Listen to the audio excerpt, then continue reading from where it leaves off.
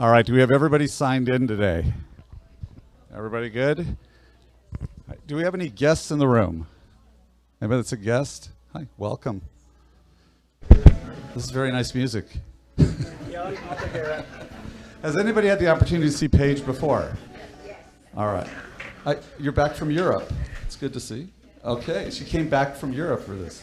It looked like you had some funky weather there. Yeah. I think I would have stayed in Europe. That's going to be way more entertaining. So I've had the pleasure of listening to Paige for the last 11 years. When she decided to join our company, I was actually at a company function called Family Reunion. In fact, I just got back a couple of weeks ago. And they said, Paige Martin's going to be joining your company. And I didn't know who Paige was. And her first year, 11 million-ish. This year, 143 million in closings. Not bad. Now, is she doing that all by herself? No, she's working leverage. And that's part of the components of our company. We teach you how to work leverage. And she's mastered it. So today, the focus is on a couple of key topics. But one of them is, when you're 60, 70, 80 years old, you want to have something to show for the efforts of what you've done. And it's going to be working around that whole piece. How do you actually net money at the end of the year? Every bit matters, right? We're not getting all Dave Ramsey on you, but at the same time, there's a principle to this. We have plenty of agents who get these massive checks, and at the end of the year, they're struggling to pay their taxes. And so the focus is how to create wealth from your real estate career. And I'm excited to bring on Paige again, 10 years with us, 143 million. Want to see this. Paige, come on up. Please welcome Paige. Thank you. A lot of blood, sweat, and tears in those 11 years, and a lot of sleepless nights. So since those of you who have suffered through my presentations before know that sometimes I'm a little doom and gloomy. So I thought we'd start with a little humor before we get into the guts of it. So the lady takes her car in. They're like, oh, it's only 1 year old. It has 400,000 miles on it. That must be a mistake. No, I'm a realtor. Sounds about right. My other favorite, photos on MLS are sometimes like the ones on dating sites. Seeing the real deal can be a shocker. How many of y'all seen those kind of photos? Yeah. How many of you have posted some of those kind of photos? And my favorite, yes, I know what the comps say, but my house is special. Yeah, that is my favorite. We've all lived with that many a times. That's usually where I'm like, and I'm going to exit stage left now.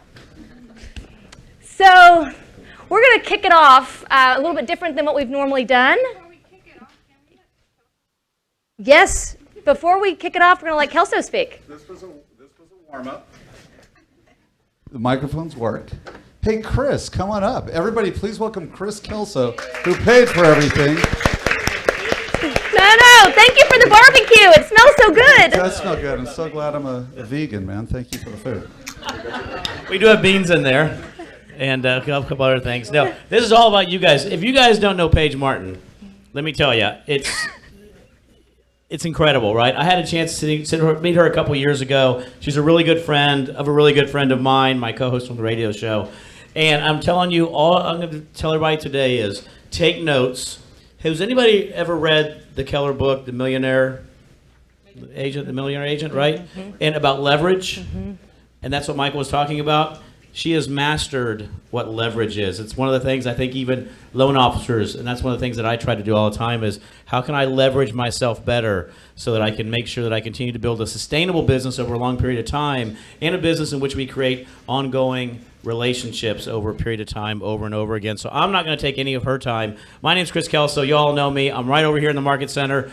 I did bring the food today, and I know Michael's a vegan now, so I apologize to Michael about that. But for everybody else, enjoy. We got a lot of good stuff out there. So, and Paige, thank you very much for doing this as always. Thank you, Chris. All right, any more public service announcements? We good? All right. Sure, absolutely. Just make sure I'm not in it. All right, we're gonna start with a little video. I normally don't start this way, but I came across this, and I think there's a lot of power in what you're going to watch in this. So really pay attention. We're going to watch about 6 minutes of this, and then we're going to jump into some things.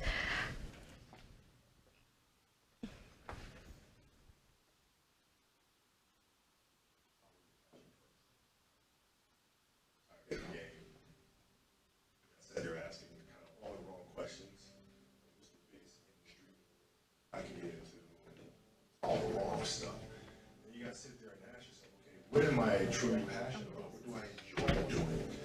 And when you feel that way, honestly, I mean, you feel like you'll never work a day in your life. It's the most fun thing in the world. You get up in the morning excited about what you're doing.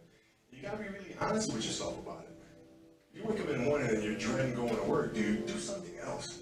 Do something else. And those are hard decisions to make, but when you make those decisions, it's a very liberating experience, and you find out that the rewards will come. I think the best way to prove your value is to work, is to absorb, to be a sponge. You always want to outwork your potential. As hard as you believe you can work harder than it.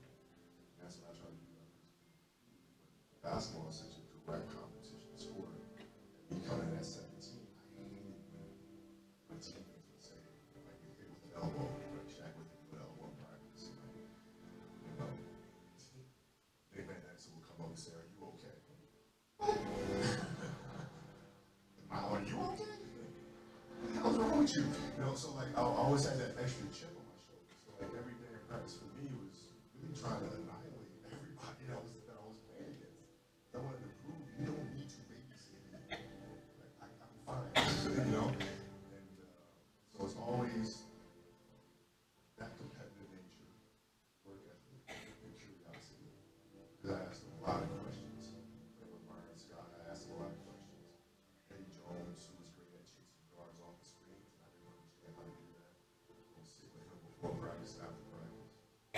Magic, all the Laker greats, I'll always sit down and just ask them questions about certain games that I studied growing up. What actually happened? What did you feel? Why? We were playing against the Lakers, and we were out in LA. So the game was at 7. But in the context, they were somebody. The Lakers had Kobe and Shaq.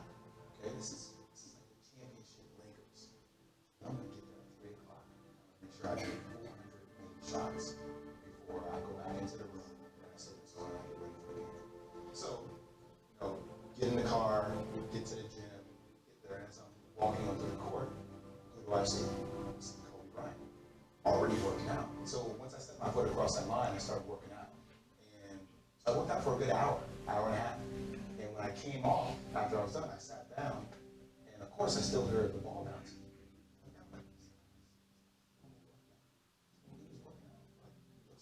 It's sweat when I got here. He's still going, and it's not like his moves are nonchalant. He's doing like game moves, you know. And I sit there and I unlace my shoes. I'm like, oh, this guy always feels like 25 minutes. You got that? Okay. You know, go play. You know, come back, get in the sauna, get ready for the game. Okay. And after the game is over, I'm like, I have to ask this guy. I have to understand, like, why he works like that. So after the games, I'm like, hey, like, why are you in the gym for so long? He's like, because I saw you. I want you to know that it doesn't matter how hard you work, that I'm willing to work harder than you.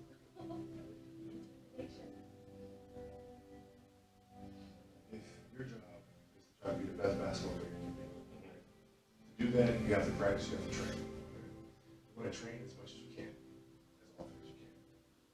So if you get up at 10 in the morning, train at 11. Train for 2 hours, 12 to 2. You have to let your body recover. So you eat, you get back out, train. Start training again at 6.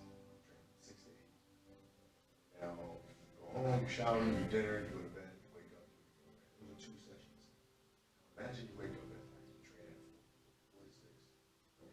Breakfast, relax, now you're back at it again, 9 to 11, relax, and now you're back at it again, 2 to 4. Now you're back at it again, 7 to 9. Look how much more training I have done by simply starting at 4. Right? So now you do that as the years go on.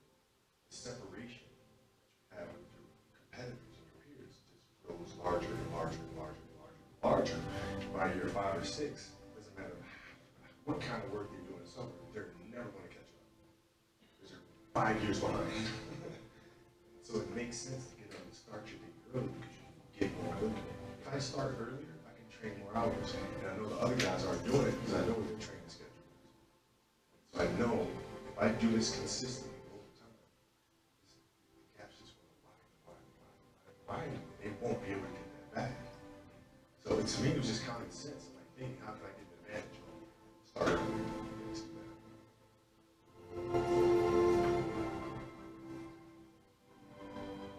How do you develop that, or where do you learn that from? Well, I think it's just a matter of what's important to you.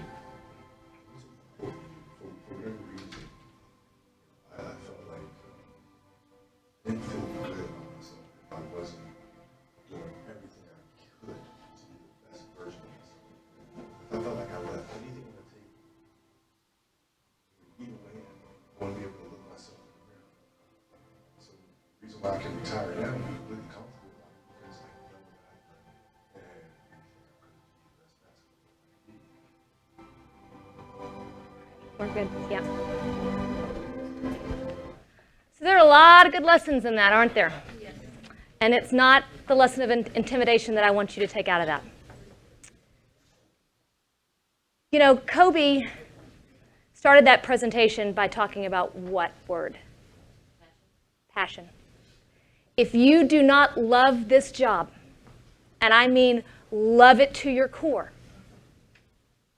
and he said, sometimes you got to ask yourself those questions. Because if you don't love it enough, you will not work hard enough to become good enough to create wealth. It all starts with that passion for this job. And that's something I encourage you guys as we go through this presentation and talk about how you create wealth. Is this what you're passionate about? Because if it's not, you can never get to wealth because you won't put in the work. So there are 4 steps to evaluating how to get to wealth. First is evaluating your passion. We just mentioned that. But what did you hear that Kobe did? He was committed for the long haul. You know, he probably was a pretty good basketball player in junior high. I mean, he probably was. But he continued to practice and practice and practice and out-practice his peers for his entire career because he knew he would be better the next day than he was the day before by being committed to the long term. That is called the compound effect. The compound effect, and we're going to talk more and more about this, is that you work every day to get better at what you do, and each time you get better, you raise your bar. So then you're getting better from this place, and then you're getting better from this place, and that compounds over your career in real estate, which allows you to attract more clients, it allows you to retain more clients, and then you're going to do the same thing with your money. Because your money needs to work for you. You don't need to work for the money. So at the end of the day, and here's my Debbie Downer, I do not have a magic bean for you. I wish I did. I wish I could say, here's the one thing you can go home and do, and bing, there's $1 million in your bank account. The only option I got there is maybe winning the lottery, and odds aren't so good on that. I'd rather you save that money. Nothing will replace your hard work in this industry. And your path to wealth is directly tied to that work. So to get to where we want to go, I want to talk about what I'm calling the state of the industry, because this sort of matters as to why I want to talk about wealth and talk about wealth now. Sure, lots of people want to get wealthy. We are going to talk about money in this presentation. I personally am not overly money motivated. That's not what gets me out of bed. I am passionate about helping people, and that's why we've built the career and the path that we've built. But this industry is changing. I've seen it change, and the pot of money from what realtors used to earn called commissions has declined steadily over time. Since 2013, the individual agent number of transactions is down 23%. Now, some of you in this room go, oh, that's not me because I did better last year than I did the year before, and this is great. On the whole, the number of transactions done by agents is down 23%. That is because $100 billion has been invested in taking away your income, okay? So now we're looking at, there's this pot of money that has come smaller and smaller and smaller. It's going to continue to shrink. It's not going away.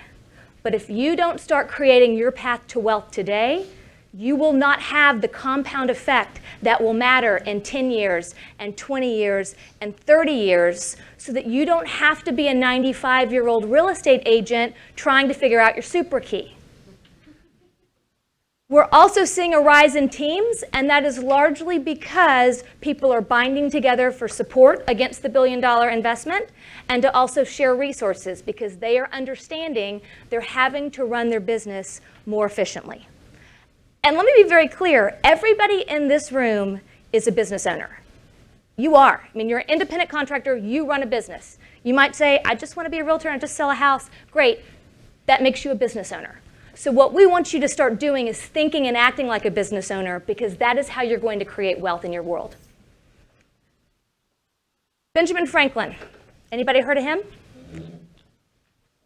If you haven't, please don't tell me.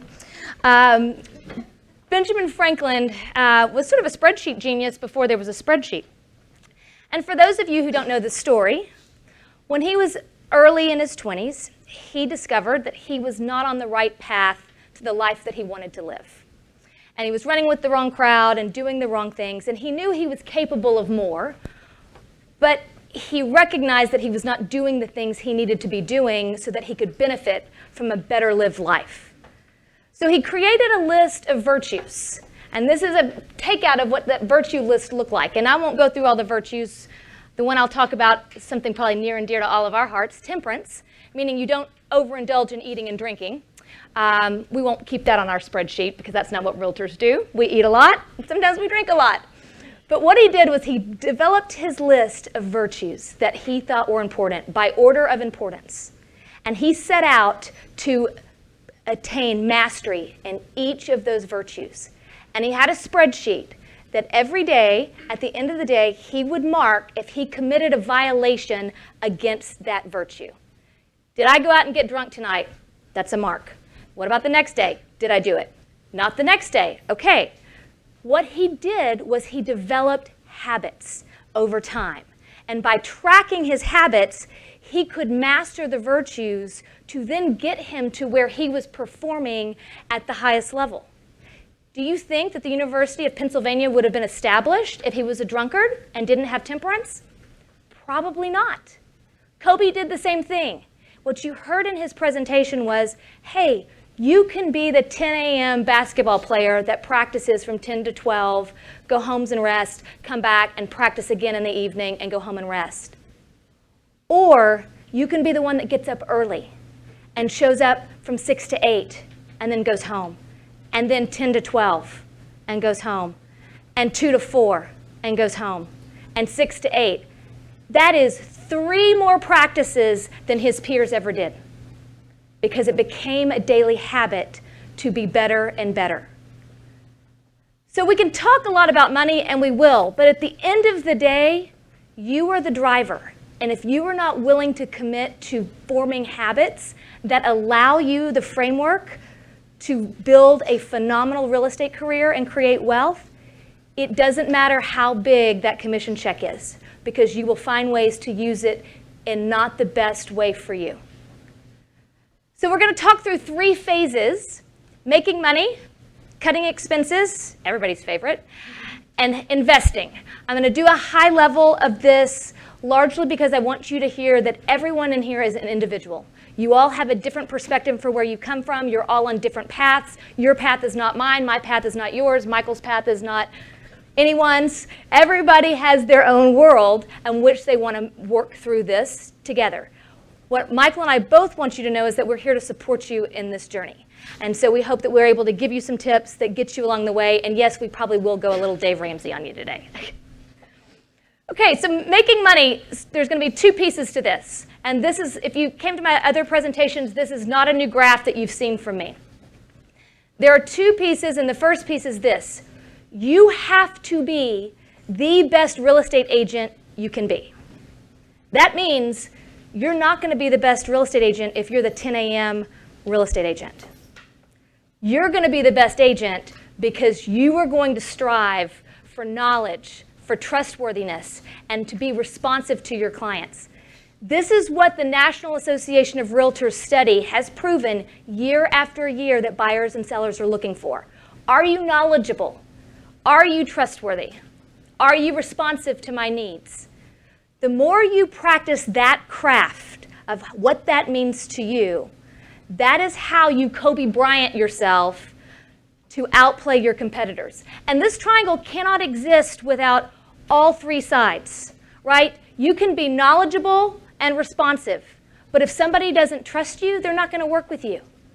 You can be responsive, eager beaver, and super trustworthy and likable, but you don't know jack squat. So you lost it there too because you didn't invest in the education. You can be knowledgeable and trustworthy, but you never bother to get back to anyone.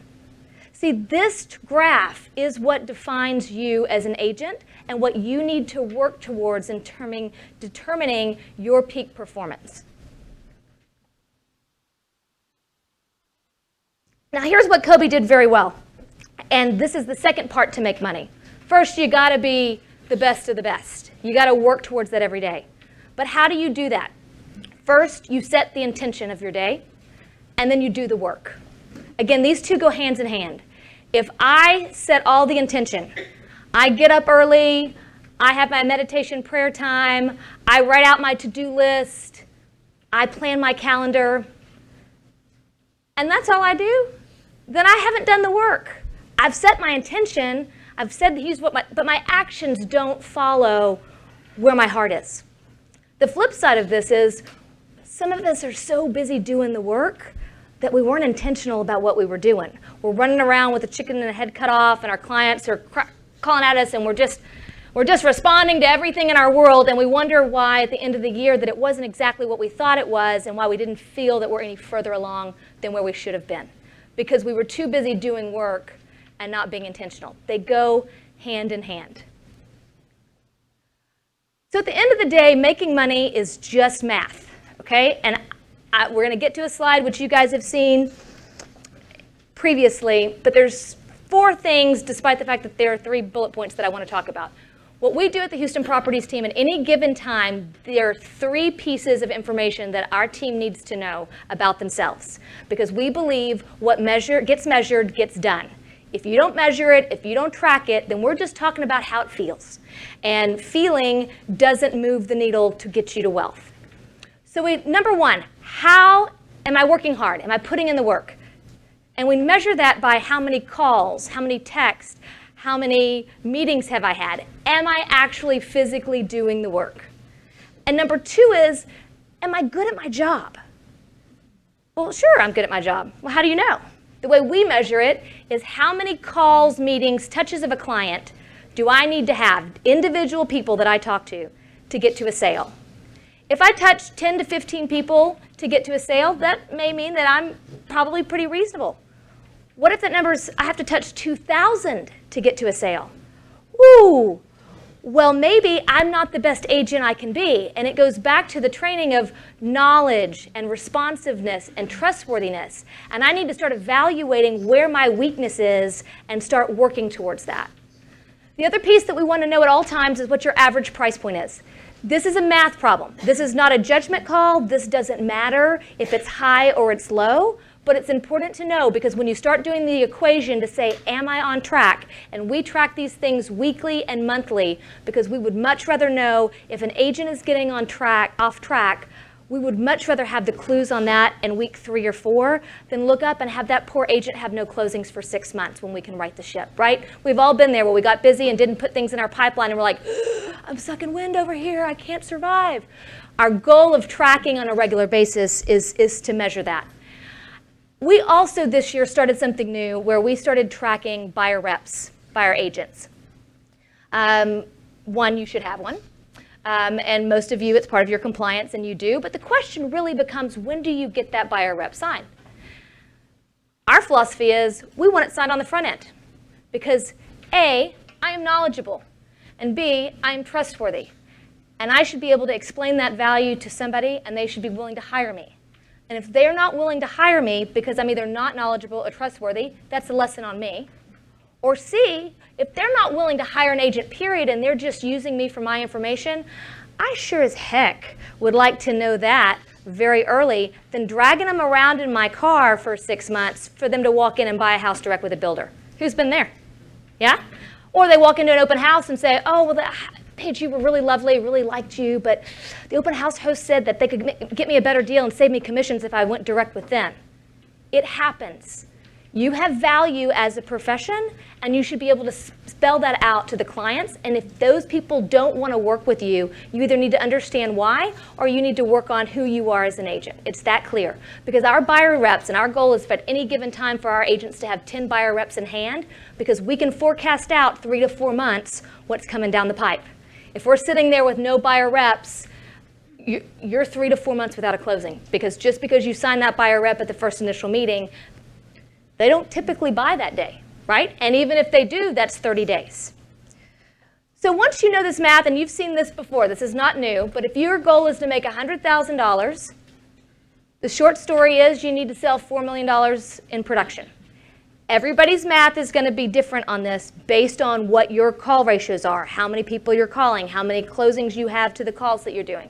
But in our organization, what we strive towards is that if somebody wants to make $100,000, this is the math to do it. You make 2 calls a day, which is 62 calls a month. They should be having 11 meetings. That should lead to 4-ish closings, things in the pipeline. So I need 1.4 deals with an average price point of $250,000 to hit $100,000. It's just math. And what you're able to do is then say, well, I don't have 2 people to call a day. So let's go solve that problem. Oh, I'm getting lots of meetings, but nobody wants to work with me. Well, then let's go solve that problem. By laying this out, you can see how your business can take place so that you can put more money in your pipeline down the path. At the end of the day, it's like I said, it's arithmetic. But your income can only grow to the extent that you do. If you are not willing to be Kobe Bryant, if you are not willing to get up early and work harder and outwork the agent sitting next to you, your income will be a reflection of how hard you work. So ask yourself 2 questions. What's the source of your business? And what if you don't have enough business? And this sort of lays out the answers pretty clearly. First of all, what is the source of your business? I really encourage you to focus on the people you know. They're 50% of your fans, right? I mean, you already have a relationship with them. And if the people you know don't want to buy from you, is it because you're not responsive, you're not knowledgeable, or you're not trustworthy, right? Because they know you. So often we talk and work to how many more strangers can I meet? Well, that's great, but then you have to build a relationship with a stranger. I mean, how many people have cell phones? How many people have contacts saved in their cell phones? How many people go down their cell phone list and call people just to check in and talk? Ones that raised your hand that's the right answer. See, you're looking, when you make these calls, there are 4 things that you're looking for. What's going on in their family? What's going on in their occupation?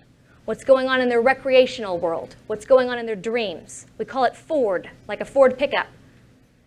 If you get people talking about their Ford, their motivation and their home needs will come out. Because if they're talking about the fact that they have a family and now they're expecting a new one and they're 3 months from giving birth, and you know that they live in 1,100 square feet of an apartment, they may be needing to make a move. And that may be something that you can suggest, a good reason to have coffee. But if you spend your time telling them why they need you, instead of you listening to what they need, that will make a driving difference in how you do your business. Cutting expenses, everybody's favorite part. I always like it at budget time at my house because of course I want to cut expenses. But do we really want to give up that $5 a day Starbucks habit that we have? It's just $5. Well, if you leave here with nothing else that I say, and if I could shout it from this rooftop, I would. You have to get out of debt. You have to get out of debt. It will suck the lifeblood out of you, and it will prevent you from creating wealth in this career. Simple as that. If you are paying somebody else, you can't create wealth for yourself. We have a philosophy at the Houston Properties team where we want everybody in our organization to be debt-free, and we've set out paths for those that do. This past year, we've had 2 people become completely debt-free based on a path because they were willing to put a plan in place and they asked to be held accountable. What if you guys needed a financial planner and you met with a financial planner and really liked what they said and you were going to trust them to invest your money, make the investment decisions?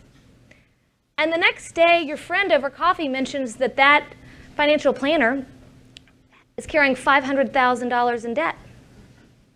Would you trust them with your money? Why not? Because if they can't be good enough with their own money, why should they handle yours? All right. So what do we do as realtors?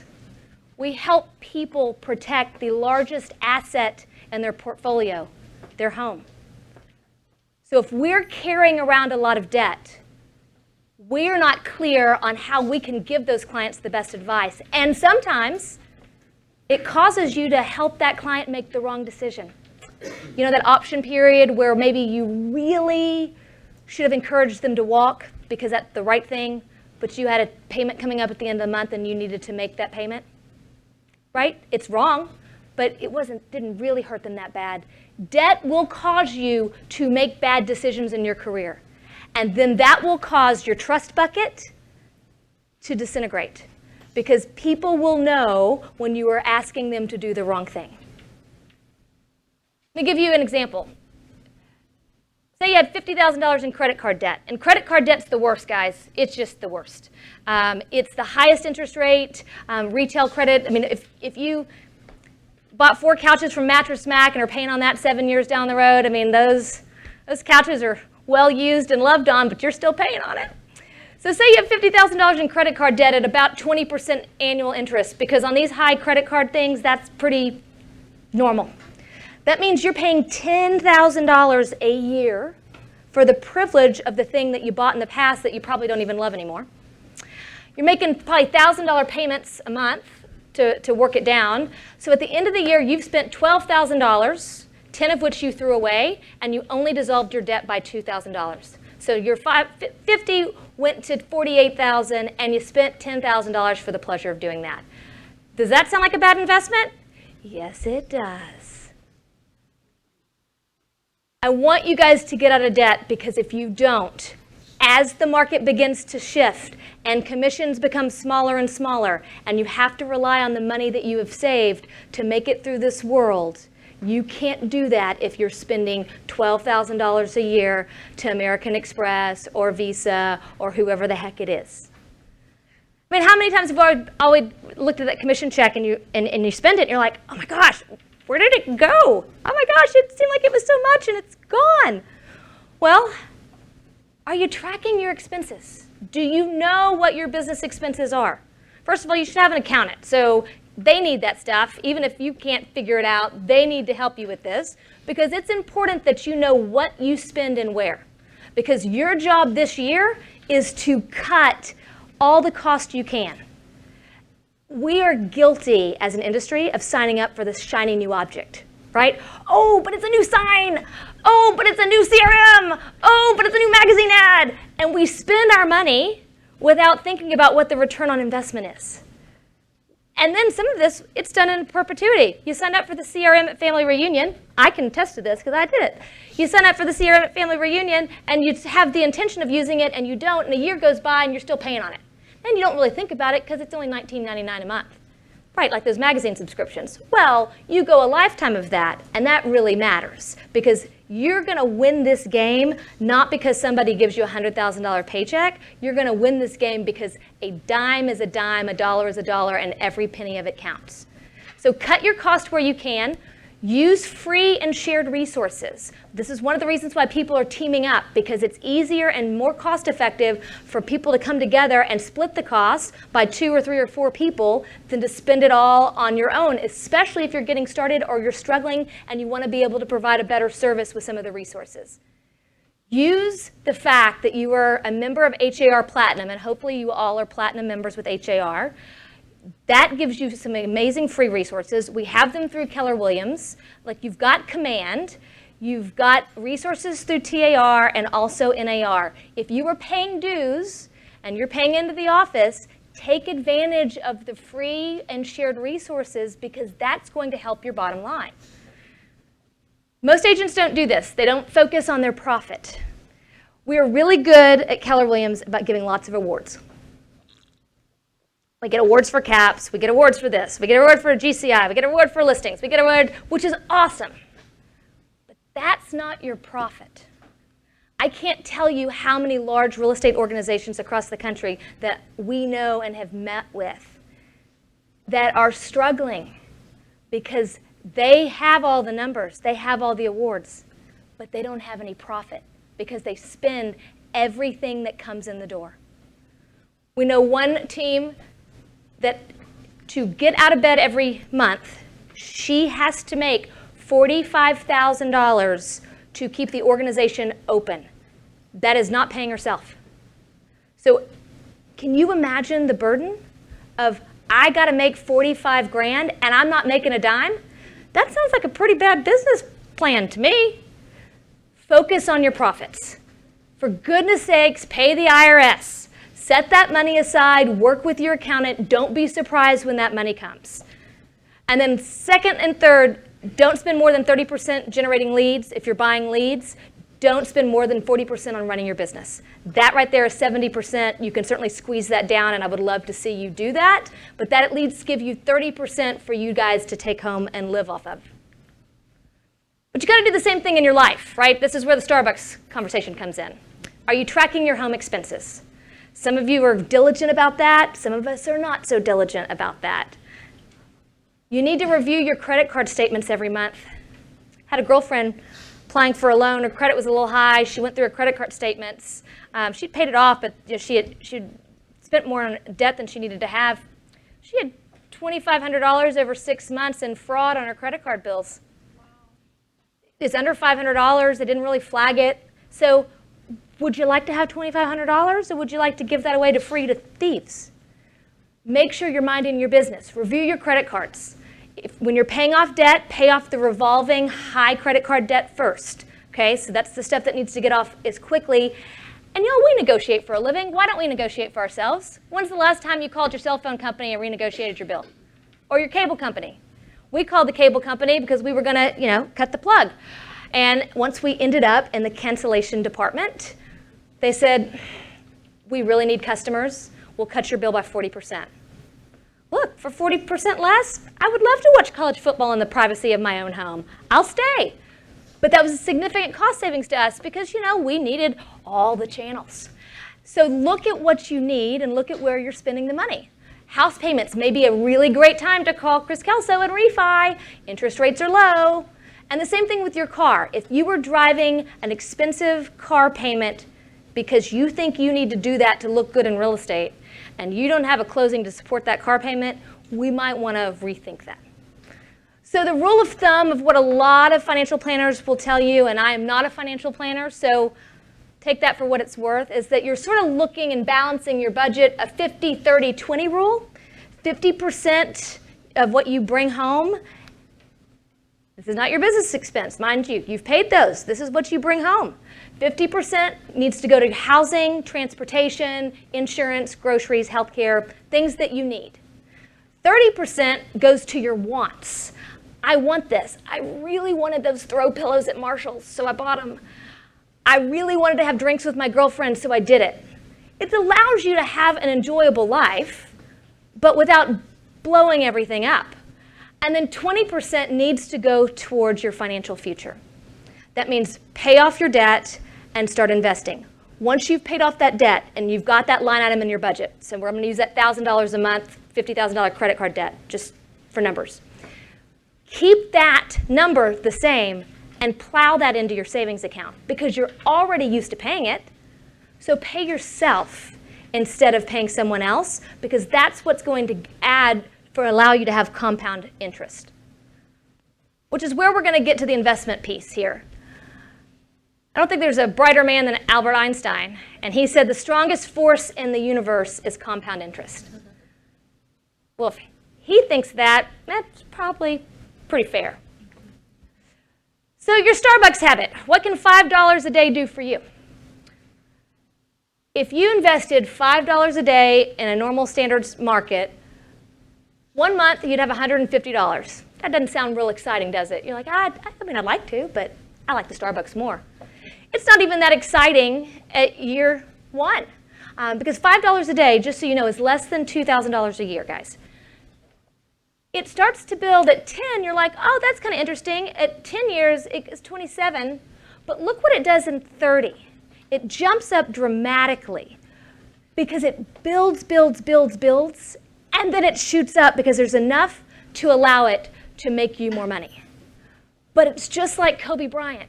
If Kobe had quit practicing in junior high, he would never be the player that he was because he continued to invest in himself. You've got to start investing now, which means you've got to get that debt off so that you can start allowing your savings and your money to work for you as the market changes over the next 10 years. Said a different way, if you took this graph, and this is if you invested that $12,000 instead of paying the credit card because you'd paid that sucker off and now got $12,000 a year. So year 1 I put $12,000, year 2 I put $12,000. I just keep putting $12,000 in. So year 2 I now have $24,000, next year another 12. So you see the blue line stays and it grows. But look at the red line. The red line is actually the amount of money that you have because you invested $12,000 a year instead of paying the credit card. So in 30 years, your $12,000 a year is $1.5 million. And I don't know about you, but I'd much rather have $1.5 million to work off of than have given all of that to the credit card company over the years. You win in this business with creating wealth because you're willing to play the long game. This is not a get-rich-quick kind of business. You have to be willing to do the hard work, to work on perfecting yourself, and then work on having ways to increase your bank account. So just some quick tips on this. Pay off your high-interest debt. If someone offers you a risk-free, after-tax, 10% return on your investment, that is probably not true. Don't get suckered by get-rich-quick scams that will sap what you do have. Set up the Roth IRA. If you don't have it, you can log $6,000 a year in that. When you're ready, set up accounts with Vanguard, Fidelity, Schwab. Buy a mutual fund. Don't go pick individual stocks. If you're a great individual stock picker, then maybe you need to go do that for your job than be in real estate. Because if you're in real estate and you're really good at real estate, you're probably not really good about picking stocks. Or you shouldn't be, because that's not where your education needs to come from. And then forget about the money that you've put in. Leave it, put the money in, and walk away. Don't go checking it this week when the whole world's about to fall into the ocean. The market will move up and down. Historically, over time, it's about an 8% return, which is a very reasonable investment. And candidly, it is a better investment than Houston real estate has been across the board over the same amount of time. Put the money on the pile, lock the key away, and don't think about it. I've included an investor calculator in the case that any of you are nerds like me and want to go see what the actual numbers could be. That's a good resource for you. But to sort of wrap it up, it goes back to exactly what we said at the beginning.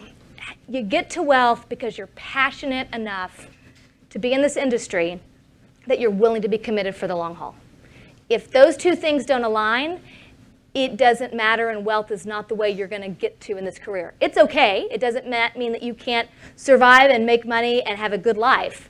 But if you're not committed to a path to create wealth within your real estate career by working every day to get better, and you lose the value of compound effect, then you will have missed the opportunity to have had and lived the best life that you could have lived through real estate.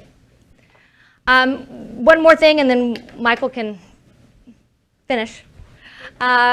We at the Houston Properties team have what's called, we have our own Benjamin Franklin tracker, where there's a list of things that we ask our agents to track and to kind of tally so they can look and see, did they do those things, where their shortcomings are, so that they can become aware of what habits they need to be building. It's a very simple sheet, it's nothing fancy, but it's what we use as sort of an initial sitting at my desk doing some work. Did I do this? Did I do this? Do I did this? If you want a copy, you can email me, put subject Benjamin Franklin tracker in the email, but it's how we look at things to say, am I practicing every day habits that will grow over the life of my career so that I can be the best agent I can be? Short and sweet, right, guys?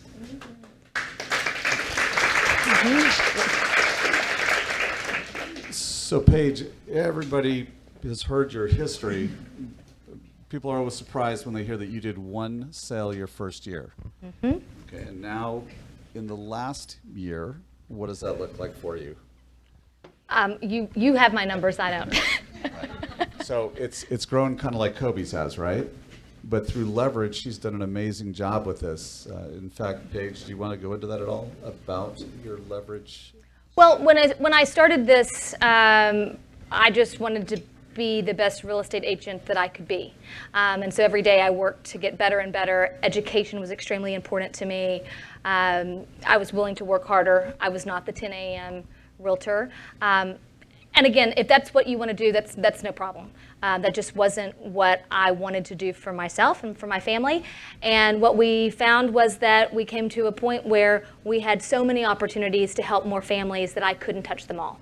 I'm very passionate about people having a phenomenal real estate experience. I think buying and selling a home is one of the most intense times in people's lives, and it should also be one of the happiest times. And so we really care that they're getting good help. And I will tell you, having been in the career for 15 years, good help is hard to find. There are a lot of crappy agents out there, and so we are committed to not being that. And Not you guys. not you guys, but you've been on the other side of the deal with them, right? The ones who don't call you back. Oh, I'm sorry, I was traveling all weekend. I was too busy for this. I was too busy for this. Oh, you're not important. I don't believe that the consumer deserves that experience. And because they've had that experience, it's why people invest $100 billion, because they say that we're not doing well enough. I believe that there's an alternative to that. And so we've been blessed enough to have enough opportunities to affect more families. And so what we have done over the past couple of years is transitioned from me as an individual agent to a team lead that then I can oversee and touch more files by helping the agents who are geographically specific in their areas give the level of service that we have built out. So we have a standard of care that we require. We tell clients they don't want me, they want my standards. And so that's what we've been building and doing, and it's been a lot of fun. It's been surprising. It's been not exactly what I expected, but I will say it is absolutely the compound effect of working the first year, working hard, building something, doing it every day, committing to it, and being willing to let the long tail work itself out. So, Paige, there's a lot of change in our business this year. In the last 2 years especially, Gary Keller said you will not recognize the real estate industry by the end of last year, 2019. The input from Compass, they came in and they certainly took out their checkbooks offering, and they just lost $2.1 billion for the quarter. John Doherty just declared bankruptcy. Yeah, that came out yesterday. There's a lot of change. There's a lot of people wanting to get there fast. And Paige, I mean, you get tempted by these, right? I mean, they come out. Yeah, but those don't tempt me because I know that I don't get tempted by the shiny new object, and I know that they're flash in the pans. Agents are going to move around, and that's fine. We as agents are agents. I'm looking for a platform where I can run my business, and that's, again, what we do. We run businesses on the lowest cost possible basis. And I have done the numbers 6 ways from Sunday, and there's not a better, lower cost platform from Keller Williams. And don't even for a second confuse low cost with low quality, because it's not. You have the best brains at the top of the organization with Gary Keller and the teams that they have put forth. The fact that Gary is willing to invest his own personal money back into the company to give you guys resources. And he's not investing a little, he's investing billions to help us survive this shift, speaks volumes to me and makes it very easy for me to choose to stay with Keller Williams, because I know that the technology is strong, I know the leadership is strong, I know that it stood the test of time, and I'm not worried what happens when the brokerage itself isn't there anymore, because that's gonna happen next. So let's go a little deeper than that. We talked about iBuyers in the past.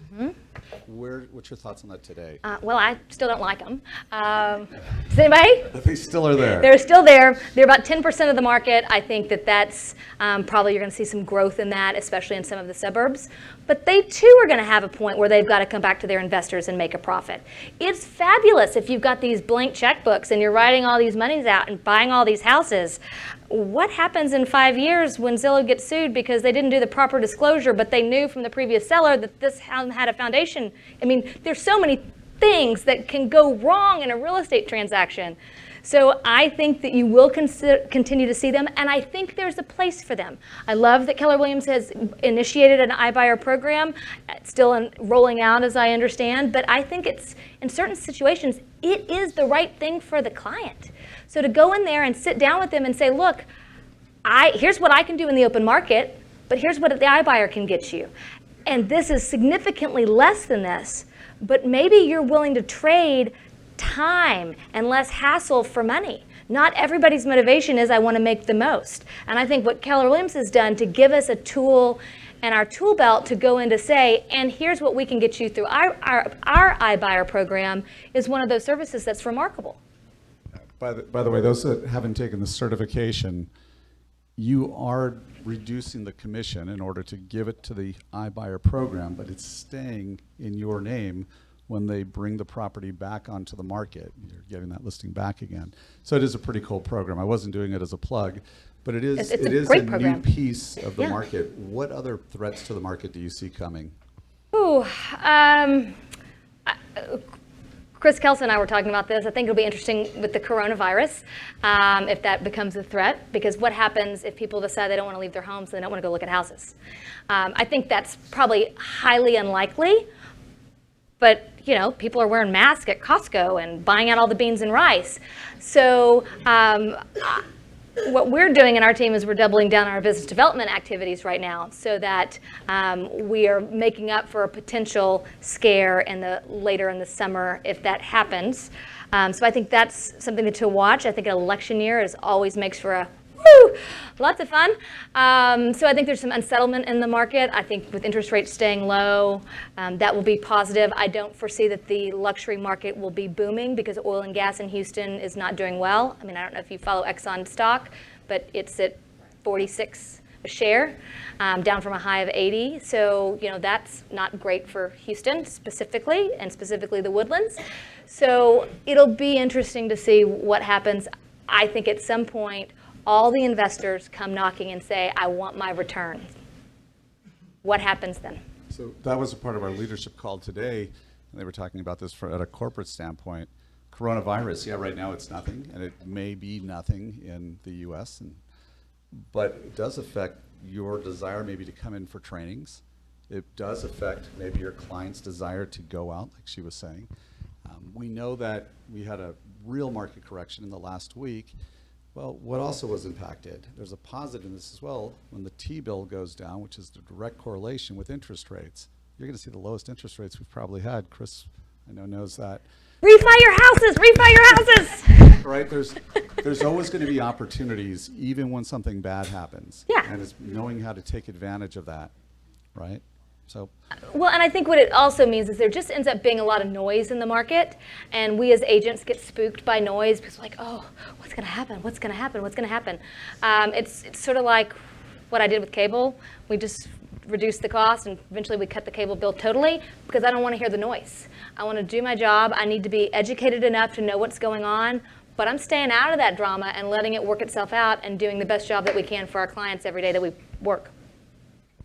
So Paige, for your business, what's missing that the presence of will make a huge difference in the coming years? Say that again? What's missing in your business? We didn't practice ahead of time. That the presence of will make a difference. That the presence or the president? Not the president, the presence. Once you have that, whatever it is. I know you're getting a new marketing person. We have a new listing marketing person. I need 3 to 4 more agents who practice the way that are up to our standards. That will make a difference. What's the production level of those agents that you currently have? Our team average is 12 million once they work with us. Most of them starting with us are between 1 to 3 million starting off. Okay. Is it a lot of work? If it isn't, it wouldn't be fun. Did you see the Cody video? Yeah, we expect a lot out of our agents, and one of the things is that we hire for work ethic. How does somebody become one of your agents? They can email in. I'm not in charge, but you can email in to Paige at Houston Properties and just make a note that you'd like to be considered for the team. We have somebody on the back end who will send you a KPA and a disc, and they'll schedule an interview if those things are a fit, and then we kind of work from there. We have a list of values that we hire for. Transparency is a big one on our list. Accountability is a big one. Care is a big one. Empathy matters. So we've got a list of about 9 or 10 values that are important to us that we work to live. Those are our Benjamin Franklin works, and we're not always 100%, and we're not always perfect, but those are the things that we strive to do. And knowledge is a really, really key one, which is why if you guys are not just as agents listening to Marilyn's classes, either online or sitting through here, guys, you're missing out. I mean, the listing agreement's going to change because of the coming soon status. That's currently not formal yet. There's so many changes from that perspective that are coming that if you're not staying educated, it's going to be impossible for you to educate your clients. And for those of you that aren't with our company, Marilyn will scare you when you come to her classes, but at the same time, you get to learn exactly what's going on. She was on the lawyer broker committee with Trek, and she moved over to be our compliance person at this office. So every month she teaches here, and it's something that you can watch online as well. But you're always up to date because of Marilyn. Yeah, she's awesome. Right. Did we have any questions from our guests or from anybody in the room? Please go gentle. Of course, the person way in the back. I reserve the right to say, I don't know, next question. Thanks, Paige, for being here. What an honor to have you. Thank you for having me. Is there such a thing as called good debt to buy real estate during this, when everybody's scared? Will you ever borrow money against your properties that are paid off?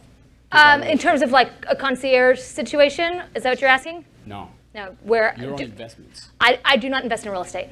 Where do you put your money? I put my money in the stock market. Gotcha. And the reason I do that is A, 3% on average for Houston real estate, plus I'm gonna have to put some money in. B, I don't want the overhead and problem of landlord-tenant relationships. That's not what I do. And 4, and mostly important, and this is not right for everybody. I know, again, this is everybody's own journey. I am so heavily invested in real estate. That is my career. We run a real estate team. That is real estate. So for me to then additionally invest, then I'm not diversifying my portfolio very much. So that's why I don't personally invest in real estate, because I believe in a diverse portfolio, which is why that mutual bonds or the mutual funds are excellent, because it's a diversified portfolio of assets. That's, One question about your team. yeah. What are some of the hard lessons you had about growing your team in the last 6 months? Hard lessons? Yeah, versus being a solo agent. It's a different role for me, and that just in and of itself has been hard, because it's one thing to be out there as an individual agent running the production and doing your job, to coming together as an organization and making sure that the agents have what they need to be successful in their job. And so that's been the biggest challenge. I mean, that's a new practice, right? So I've spent 15 years going to bat every day and batting practice to be an agent, and now I'm using a different muscle. And so Paige, that, you remember when you came on, though, you said, I do not want to manage people ever. Yep. I remember this. yeah, Now, yeah. do you use the KPA? Mm-hmm.